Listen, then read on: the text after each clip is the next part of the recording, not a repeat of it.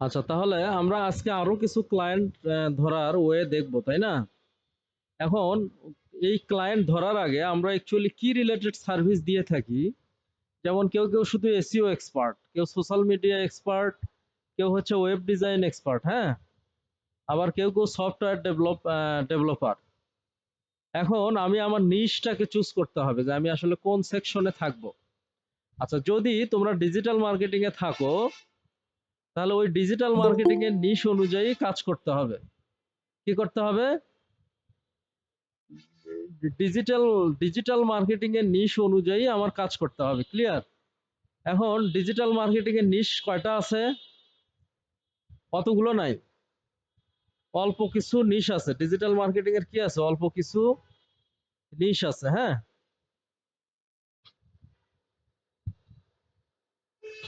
আচ্ছা, এখন আহ, তুমি তোমার নিশটাকে অ্যাকচুয়ালি এট ফার্স্ট আগে আইডেন্টিফাই করতে হবে, হ্যাঁ। যেমন আমি হচ্ছে কি রিলেটেড সার্ভিস দিব, গ্রাফিক ডিজাইন সার্ভিস দিব নাকি ওয়েব ডেভেলপমেন্ট সার্ভিস দিব। এখন শুধু যদি গ্রাফিক ডিজাইনের সার্ভিস তোমরা দাও, তাহলে গ্রাফিক ডিজাইনের কাজ ধরার জন্য অনেক আলাদা আলাদা প্ল্যাটফর্ম আছে, সেখানে শুধু গ্রাফিক ডিজাইনেরই জব পোস্ট হয়। এমনও প্ল্যাটফর্ম আছে সেখানে শুধু সফটওয়্যার ডেভেলপমেন্টের জব পোস্ট হয়, ওয়েব অ্যান্ড সফটওয়্যার ডেভেলপমেন্ট।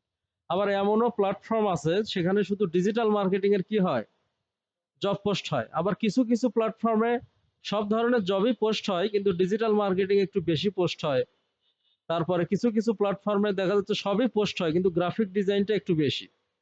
আচ্ছা, এই জন্য নিশটা আইডেন্টিফাই করে আমাদের সেই অনুযায়ী এগোতে হবে। ঠিক আছে? প্রায় বেশিরভাগ প্ল্যাটফর্মে, আমরা যে প্ল্যাটফর্মে কাজ করি না কেন, একটা রিভিউয়ের সিস্টেম আছে, তাই না?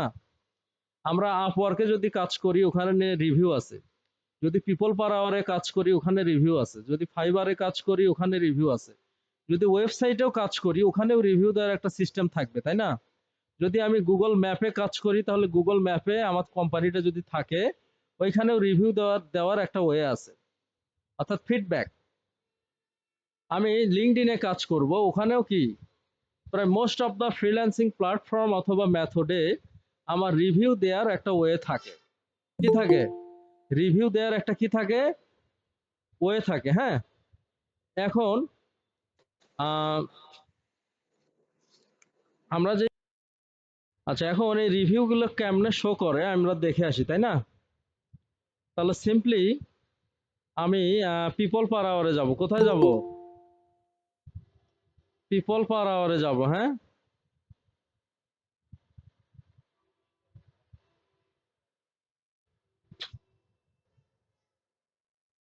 তাহলে পিপল পার আওয়ারটা একটা popular marketing platform, sorry, popular একটা ফ্রিল্যান্সিং কি প্ল্যাটফর্ম। এখন আমি এখানে অনেকগুলো কাজ করছি, এবং অনেকগুলো মোটামুটি রিভিউ পাইছি। কি পাইছি?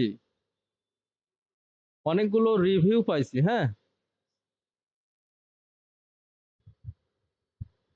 এগুলো হচ্ছে আমার রিভিউ। এগুলো কি?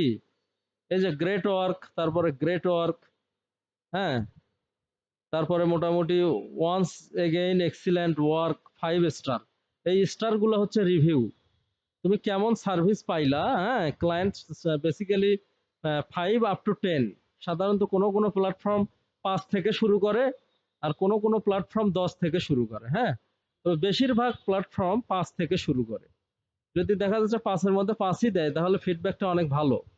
5-এর মধ্যে 4 দিলে মোটামুটি ভালো, আর 3 দিলে মোটামুটি মিডিয়াম বা মানে লো কোয়ালিটি, আর 3-এর নিচে আসলে ওইটা হচ্ছে পুয়ার বা একেবারে ব্যাড ফিডব্যাক। ঠিক আছে? কি এগুলো হচ্ছে আমার ফিডব্যাক। তাহলে আমি 45টা ফিডব্যাক পাইছি। কয়টা পাইছি? পিপল পার আওয়ারে মোটামুটি 45টা ফিডব্যাক পাইছি। তারপরে আমি যদি আপওয়ার্কে যাই, তাহলে তোমরা যে প্ল্যাটফর্মে যাও না কেন, ক্লায়েন্ট কাজ করার পরে ক্লায়েন্টকে রিকোয়েস্ট করতে হবে যে আমাকে একটা 5 স্টার ফিডব্যাক দেন। কি স্টার ফিডব্যাক? 5 স্টার ফিডব্যাক দেন। যদি দেখা যাচ্ছে তোমার মার্কেট প্লেসে কোনো নাই, অ্যাকাউন্ট নাই, কিন্তু তোমার গুগল ম্যাপ আছে। কি আছে? ওই গুগল ম্যাপের লিঙ্কটা দিয়ে বলবা একটা 5 স্টার ফিডব্যাক দেন। অথবা তোমার ওয়েবসাইট আছে, ওখানে রিভিউয়ের একটা সিস্টেম আছে, ওখানে ক্লায়েন্টকে বলতে হবে যে আমাকে 5 স্টার একটা কি দেন, 5 স্টার একটা ফিডব্যাক দেন, হ্যাঁ। আচ্ছা, তারপরে মোটামুটি লিঙ্কডইনেও একটা ফিডব্যাক দেওয়ার সিস্টেম আছে।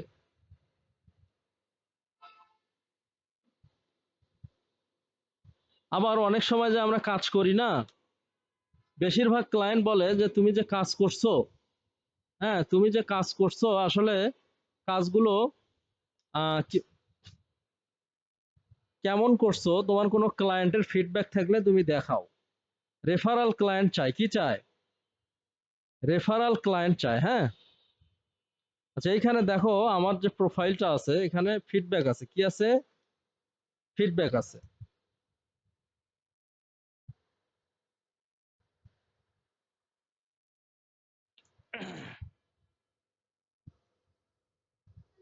লোড নিচ্ছে,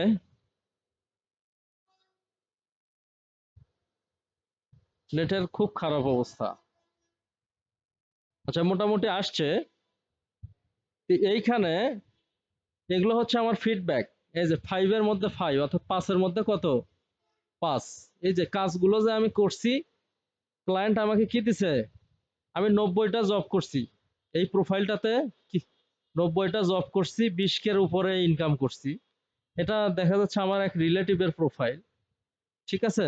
আচ্ছা, এখন মোটামুটি কমপ্লিটেড জব হচ্ছে 74, 74টা জব। কয়টা? 74টা। এগুলো হচ্ছে ফিডব্যাক, মোটামুটি দেখা যাচ্ছে সবই 5 স্টার।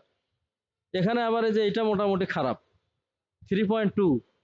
আরো খারাপ ফিডব্যাক আছে, হ্যাঁ এই যে এটা 5, এটা 5, হ্যাঁ এটা আবার 3.5 মিডিয়াম। আচ্ছা, আমরা যেখানেই কাজ করি না কেন আমরা ক্লায়েন্টকে বলবো যে আসলে ভাই বা স্যার বা বস, হ্যাঁ, যে একটা ভালো ফিডব্যাক দেন। কি দেন? এই ফিডব্যাকটা মোস্ট ইম্পর্টেন্ট। অধিকাংশ ক্লায়েন্ট এই ফিডব্যাক দেখে হায়ার করে, কি করে? হায়ার করে। আচ্ছা, তারপরে হচ্ছে কোয়ালিটি ওয়ার্ক। এখন বিষয় হলো কোয়ালিটি ওয়ার্কটা এতটা ইম্পর্টেন্ট, কেউ যদি কোয়ালিটি ওয়ার্ক না অফার করে ক্লায়েন্টের কাছে তাহলে সে মার্কেট প্লেসে টিকে থাকতে পারে না।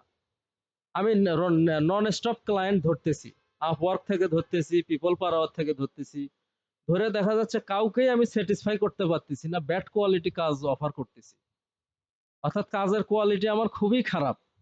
তাহলে ওই ক্লায়েন্টটা টাকা তো দিবেই না, যদি টাকা কোনো মতো কিছু দেয় ও বদদোয়া দিবে, কি দিবে?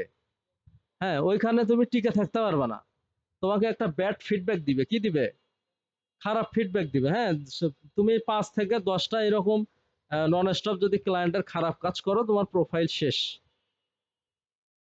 আচ্ছা, এই জন্য কোয়ালিটি ওয়ার্ক, অর্থাৎ আমি যদি বেশি না 5টা ক্লায়েন্ট পাই, এই 5টা ক্লায়েন্টের কাছে যদি কোয়ালিটি ওয়ার্ক আমি অফার করি, ওই 5টা ক্লায়েন্ট আরো 10 জনকে রেফার করবে। মাঝে মধ্যে বলতে হবে ভাই তোমার বন্ধু বান্ধব নাই বা ভাই ব্রাদার নাই, হ্যাঁ আমি তো তোমার কাজ করি, এখন ফ্রি আছি, ওর সাথে খুব ভালো সম্পর্ক, তুমি ওকে কোয়ালিটি কাজ অফার করো। তখন ওকে যদি এইভাবে বলো, ও কিন্তু আরো ক্লায়েন্ট রেফার করবে, কি করবে? এইভাবে তুমি যদি শুধু কোয়ালিটি কাজ করো, দুইটা একটা ক্লায়েন্ট দিয়ে তুমি শুরু করতে পারবা এবং মোটামুটি ভালো করতে পারবা। কনসিস্টেন্ট মানে নিয়মিত, নিয়মিত কি করতে হবে? কোয়ালিটি কাজ করতে হবে। বিভিন্ন ফ্রিল্যান্সিং কমিউনিটি আছে, নেটওয়ার্ক আছে, গ্রুপ আছে। যেমন ফেসবুকে বিভিন্ন গ্রুপ আছে, কি আছে? ফেসবুকে গ্রুপ আছে।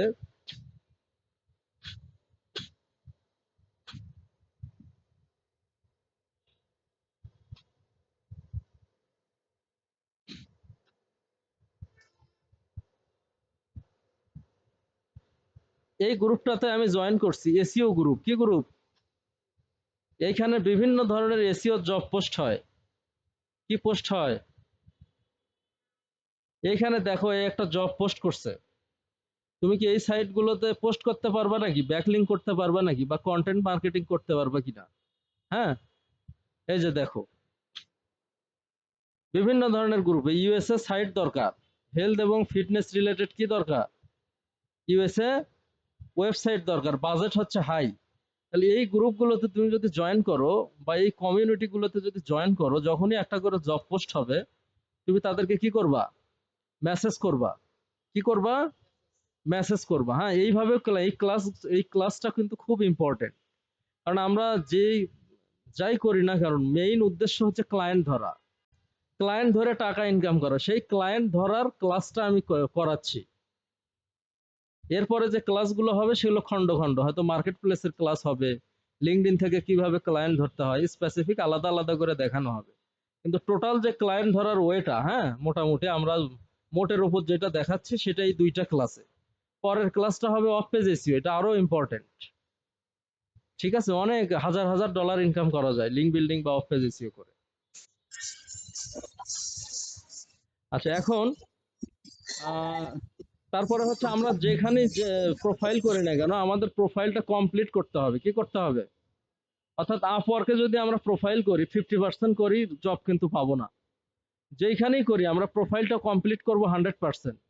যদি ফেসবুকও করি ওইটা 100%, দেখা যাচ্ছে ফেসবুকের ইমেজ নাই, ছেলে মানুষ আমি দিয়ে ইমেজ দিয়ে রাখছি মেয়ে মানুষের, হ্যাঁ, কোনো মানে প্রফেশনালিটি নাই, প্রফেশনালিজম নাই, তাহলে কিন্তু হবে না।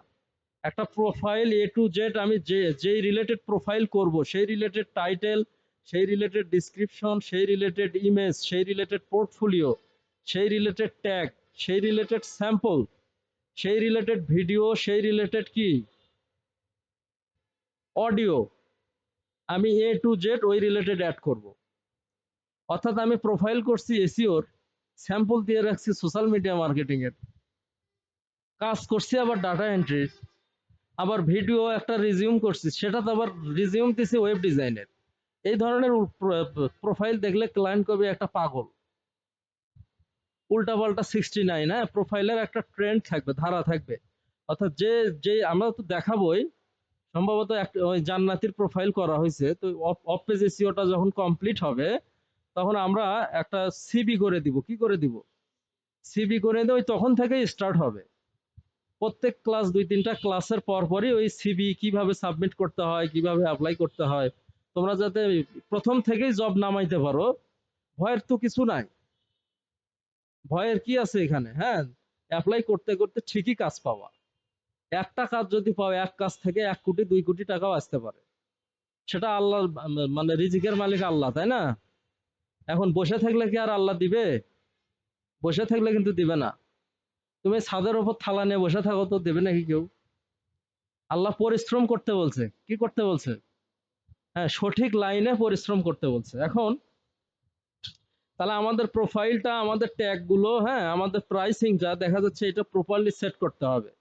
দেখা যাচ্ছে একটা ব্যাকলিংকের কমন বাজারের মূল্য হচ্ছে একটা ব্যাকলিংক $3, তুমি একটা ব্যাকলিংকের জন্য চাচ্ছ $100। একটা স্মল ওয়েবসাইটের জন্য ক্লায়েন্টের বাজেট হচ্ছে 10,000 টাকা, তুমি চাচ্ছ 1 লক্ষ টাকা।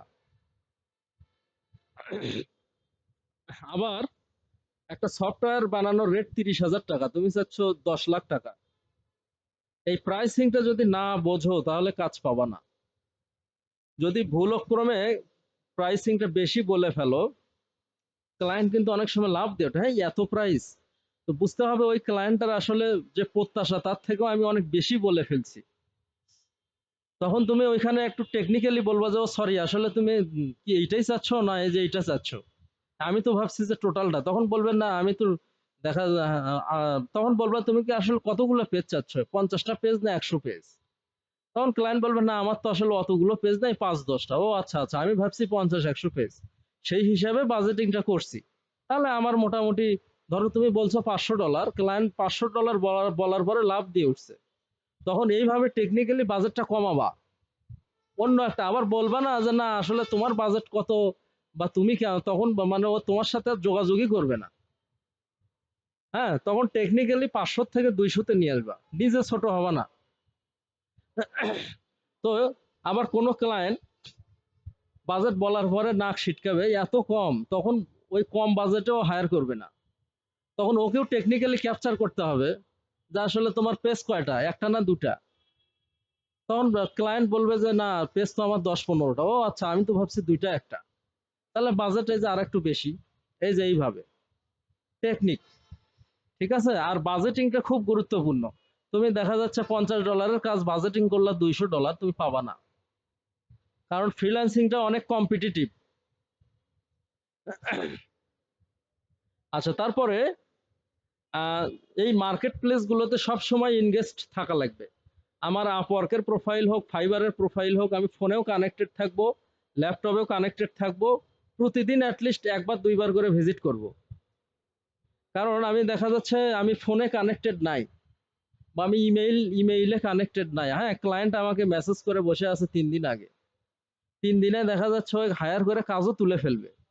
এই যে টাইম ট্রাভেলিটি, এটা খুব ইম্পর্টেন্ট বিদেশিদের কাছে। হ্যাঁ, আমরা হয়তো এশিয়ানরা খুব একটা বুঝি না, কিন্তু পশ্চিমারা মানে পশ্চিমা বা আমেরিকানরা, হ্যাঁ, কানাডার লোকেরা খুব টাইম টেবল, বা জার্মানের লোকেরা, এরা দেখা যাচ্ছে যে একটা রিপ্লে তুমি যদি দেরিতে করো, ওই কাজটা না পাওয়ার সম্ভাবনা 90%। ঠিক আছে, এজন্য সব সময় আমার কানেক্টেড থাকা লাগবে। আমি গাড়ির মধ্যে জার্নি করতেছি, ফোনে একটা রিপ্লে আসছে, দেখা যাচ্ছে যে রিপ্লেটা আমার অ্যাপে আসছে, সঙ্গে সঙ্গে রিপ্লেটা দিতে হবে। হ্যাঁ, এখন তো অনেক দেশে প্লেনের মধ্যেও ইন্টারনেট থাকে। আমি কিছুদিন আগে একটা মেসেজিং করতেছি, ক্লায়েন্ট বলতেছে আমি প্লেনের মধ্যে। তাহলে ওরা এতটা ফাস্ট, ওখান থেকেই রিপ্লাই করতেছে। এরকম হওয়া লাগবে। হ্যাঁ, আচ্ছা, তারপরে লিঙ্কডইনের সুবিধা নিতে হবে। লিঙ্কডইনটা কি আসলে? লিঙ্কডইনটা আমি ওপেন করে দেখাই।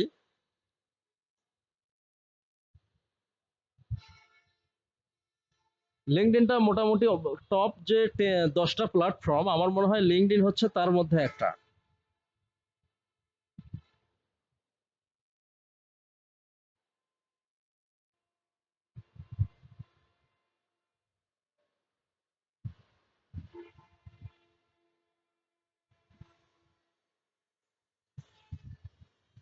লিঙ্কডইনের মনে হয় জবের অ্যাপ্লাই করার সিস্টেম দেখায় দেওয়া হয়েছে না, একটা ক্লাস নেওয়া হয়েছে।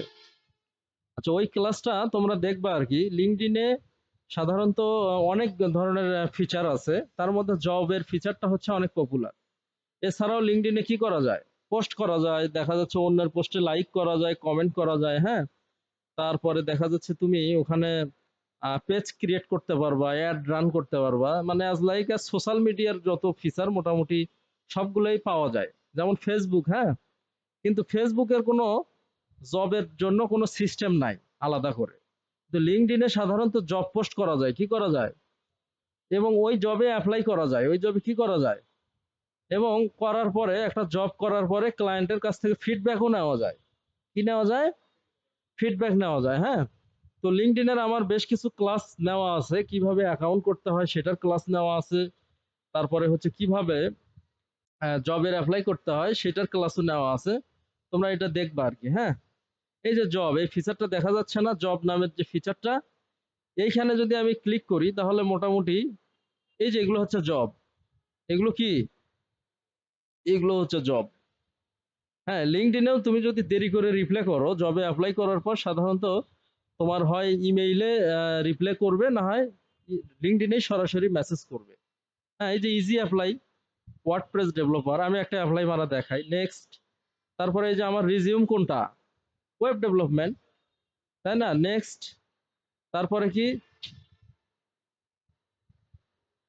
হ্যাঁ, আমার কাস্টম করার অভিজ্ঞতা আছে, কাস্টম বিল্ড করার। হ্যাঁ, তুমি কি দিনে 8 ঘন্টা কাজ করতে পারবা? হ্যাঁ, পারবো।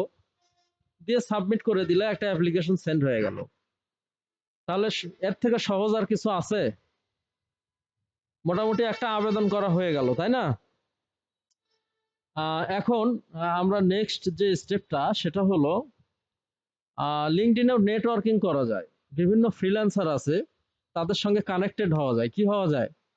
কানেক্টেড হয়ে তাদের সঙ্গে একটা ভালো সম্পর্ক করলে অনেক সময় 10টা ফ্রিল্যান্সারের মধ্যে কিন্তু 10 জনেরই সমান, মানে ইকুয়াল কোনো ওয়ার্ক প্রেশার থাকে না। কারো 10টা কাজ, কারো একটা কাজ, কারো একটাও নাই। তো সেই ক্ষেত্রে সম্পর্ক ভালো হলে ওই 10 জন কাজওয়ালা সে কিন্তু মানে শুধু চিন্তা করবে যে হায় রে, এতগুলো কাজ আমি কেমনে কি করি। হ্যাঁ, আচ্ছা, এখন ইন দিস কেস তুমি যদি তার সাথে ভালো সম্পর্ক থাকে, একটা সিম্পিথি থাকবে তোমার উপর, তখন বলবে এই ভাই, হ্যাঁ, আপন ভাই, বা দেখা যাচ্ছে মৃদুল ভাই, আপনি ফ্রি আছেন নাকি, কাজটা করে দেন। হ্যাঁ, আমি ভাব মানে অহংকারের চূড়ান্ত পর্যায়ে থাকবো, মানুষ কিন্তু পছন্দ করবে না। হ্যাঁ, কথাবার্তার সিস্টেম আমার ভালো না, হ্যাঁ, আমি অহংকারী, আমি রাগী, মিশুক প্রকৃতির নই, তাহলে কিন্তু কাজ পাবা না। হ্যাঁ, হইতে হবে মিশুক প্রকৃতির, বুঝতেই হবে আমরা এখানে মার্কেটিং করতে আসছি, আমাদের ব্যবহারটা হবে কি, মানে পানির মতো যে পাত্রের আকার ধারণ করা লাগবে। একটা কঠিন ক্লায়েন্ট, হ্যাঁ, সেখানে যা ক্লায়েন্ট যেমন আমরাও সেই রকম। ঠিক আছে, ক্লায়েন্টের পছন্দ অনুযায়ী আমাদের চলতে হবে, মিশুক হইতে হবে। যারা সাধারণত মার্কেটিং এর জব করে তাদের নেচারটা কি, মিশুক প্রকৃতির, একটু ইংলিশের স্পিকিং একটু চটপটে প্রকৃতির হবে। আসলে অনেকেই আসতেছে না, দু একজন মিতা ছাড়া তো ইংলিশের স্পিকিং আজকেও নিয়ত ছিল যে ইংলিশের একটা ক্লাস করাবো। আর পরের ক্লাসে এখন আসুক না আসুক তাও করাবো, হ্যাঁ।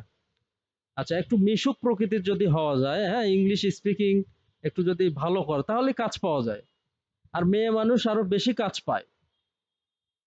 এই জন্যই পায় যে দেখা যাচ্ছে যে আহ, অনেক পজিশনের জন্য বেশি মেয়ে মানুষ দরকার হয়।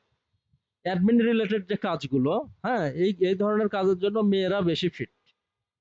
আবার সফটওয়্যার ডেভেলপমেন্টের জন্য মেয়ে মানুষকে হায়ার কম করবে, কারণ অনেক কঠিন কঠিন জিনিস আবার মেয়ে মানুষ একটু কম বোঝে আর কি। আবার যেগুলো ডিজিটাল মার্কেটিং এর জব, হ্যাঁ, ক্লায়েন্টদের সঙ্গে কথা বলতে হয়, ইমেইল হ্যান্ডেলিং করতে হয়, ভয়েস হ্যান্ডেলিং করতে হয়, বা সাধারণত মেয়ে মানুষকেই বেশি হায়ার করে। ঠিক আছে, আবার কিছু কিছু জবের জন্য কি ছেলে মানুষকে বেশি হায়ার করে। আচ্ছা, মেইন যে জিনিসটা সেটা হলো আমাদের যে ইংলিশ স্পিকিংটা খুব ভালো করে শিখতে হবে। আমি এর গত 2 দিন আগেও একটা কাজ পাই নাই, আমার কোনো লেডি স্পিকার নাই। মেয়ে মানুষ যে ভালো করে কথা বলবে এরকম এক্সপার্ট না থাকার কারণে আমার কিছু লেডি প্রোফাইল আছে, যেমন আমার ওয়াইফের প্রোফাইল আছে, এগুলোতে কাজ নামে না। ঠিক আছে, দেখা যাচ্ছে আমার ওয়াইফ ব্যস্ত থাকে। আচ্ছা, তারপরে হচ্ছে ফ্রি কনসালটেশন। বিভিন্ন ওয়েবসাইট আছে সেখানে আমরা ফ্রি কনসালটেশন দেব। কি দেব? ফ্রি আমরা অ্যানালাইসিস করে দেব। ক্লায়েন্ট শুধু একটু যোগাযোগ করতেছে, কোনো মতে খালি ওকে বলতে হবে ঠিক আছে আমি আগে ফ্রি তোমার একটা অ্যানালাইসিস করে দিই। ওই ফ্রি কাজ করে ওকে আটকাইতে হবে, কাজের কোয়ালিটি ওই ফ্রির মধ্যেই শো করতে হবে। অনেক ক্লায়েন্ট কিন্তু রিপ্লাই করে, হ্যাঁ, রিপ্লাই করা মাত্রই ওকে বলতে হবে যে আমি ফ্রি অ্যানালাইসিস করে দিচ্ছি। যদি প্রথমেই বলো না আমি অ্যানালাইসিসের টাকা নেবো, হ্যাঁ না, ওই না পাওয়ার সম্ভাবনা 99%। প্রথমে আগে ফ্রি খাওয়াইতে হবে। ঠিক আছে কি, ওই যে সেমিনার গুলো হয় না আকিস সিমেন্টের, দেখা যাচ্ছে অনেক কিছু খাওয়ায় কিন্তু ফ্রি অনেক গিফট করে। ঠিক আছে, কিন্তু পরবর্তীতে লাভ হয় না। অনেকে সিমেন্টের প্রচারটা হলো এইরকম। একটা ক্লায়েন্ট তোমার যে কাজের কোয়ালিটি, তুমি যে কাজটা জানো, কন্ট্যাক্ট করার আগেই তাকে ফ্রি কিছু কাজ করে দিতে হবে। যে 1 ঘন্টার একটা অ্যানালাইসিস করে দিচ্ছি, 2 ঘন্টার একটা অ্যানালাইসিস করে দিচ্ছি। তখন অ্যানালাইসিস দেখলেই ক্লায়েন্ট বুঝবে যে না এ অনেক কিছু জানে। বুঝতে পারছো? সেটা ওয়েব ডিজাইন হোক, ডিজিটাল মার্কেটিং হোক, এসইও হোক, সোশ্যাল মিডিয়া মার্কেটিং হোক, যে কাজই হোক ফ্রি অ্যানালাইসিস করা যায়। আমাদের ক্লাস আছে, ওগুলো তোমরা দেখবা। আচ্ছা, আর একটা ওয়ে আছে, সেটা হলো আমরা পিপিসি করতে পারবো ক্লায়েন্ট ধরার জন্য। কি করতে পারবো? অর্থাৎ আমার একটা ওয়েবসাইট আছে, আমি অ্যাড রান করতে পারবো। কি করতে পারবো?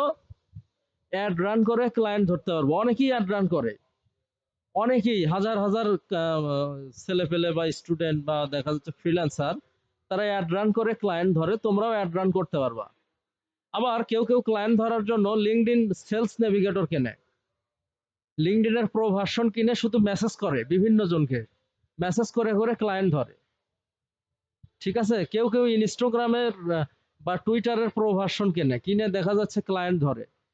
ঠিক আছে, এখন প্রো ভার্সন আর টুইটারের প্রো ভার্সন আর ফ্রি ভার্সন, লিঙ্কডইনের প্রো ভার্সন আর ফ্রি ভার্সনের মধ্যে পার্থক্য আছে।